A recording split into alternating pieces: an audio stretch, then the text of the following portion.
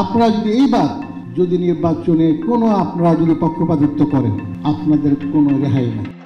অবসরপ্রাপ্ত সচিব ও BNP chairperson Begum Khaleda জিয়ার একান্ত সচিব ABM আব্দুস সাত্তার দাবি করেছেন, অন্তর্বর্তী সরকারের 8 জন উপদেষ্টার সীমাহীন দুর্নীতির প্রমাণ তার কাছে রয়েছে। তবে তিনি নির্দিষ্ট করে কোনো উপদেষ্টার নাম উল্লেখ করেননি। রাজধানীর বিয়াম মিলনায়তনে আয়োজিত জুলাই গণ অভ্যুত্থানের প্রত্যাশা ও আগামী দিনের জনপ্রশাসন শীর্ষক সেমিনারে তিনি এ দাবি করেন। সেমিনারটির আয়োজন করে প্রশাসন ক্যাডারদের সংগঠন বাংলাদেশ অ্যাডমিনিস্ট্রেটিভ সার্ভিস অ্যাসোসিয়েশন। গতকাল শুক্রবার বিকেলে আয়োজিত এই সেমিনারে উপস্থিত ছিলেন প্রশাসন ক্যাডারের শীর্ষ পদের প্রায় সব কর্মকর্তা। বিসিএস প্রশাসন ক্যাডারের 82তম ব্যাচের এই কর্মকর্তা বর্তমান অফিসার্স ক্লাবের সাধারণ সম্পাদক ও বৈষম্য বিরোধী কর্মচারী ঐক্য ফোরামের সভাপতি। বলেন, উপদেষ্টাদের সঙ্গে যোগাযোগ ছাড়া গুরুত্বপূর্ণ কোনো নিয়োগ ও বদলি হয় না।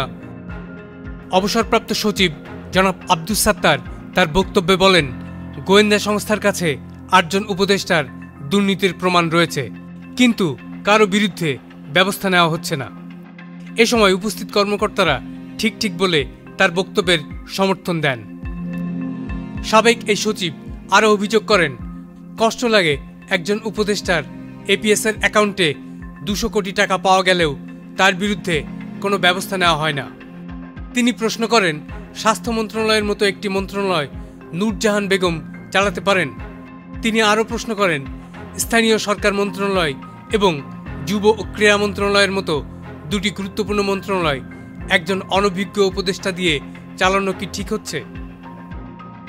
অবসরপ্রাপ্ত এই সচিব আক্ষেপ করে বলেছেন, ছাত্র জনতার অভ্যুত্থানে আওয়ামী লীগ সরকারের পতনের পর গত 1 বছরে দুর্নীতি না কমে বরং অতীতের চেয়ে বেড়েছে।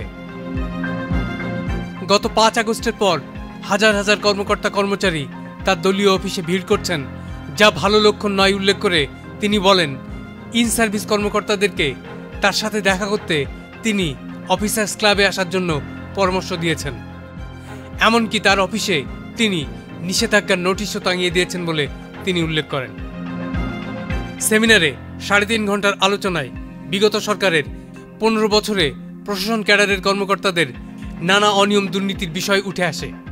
কর্মকর্তারা কিভাবে বিগত সরকারের হাতিয়ার হিসেবে কাজ করেছেন সে প্রশ্ন তোলেন কেউ।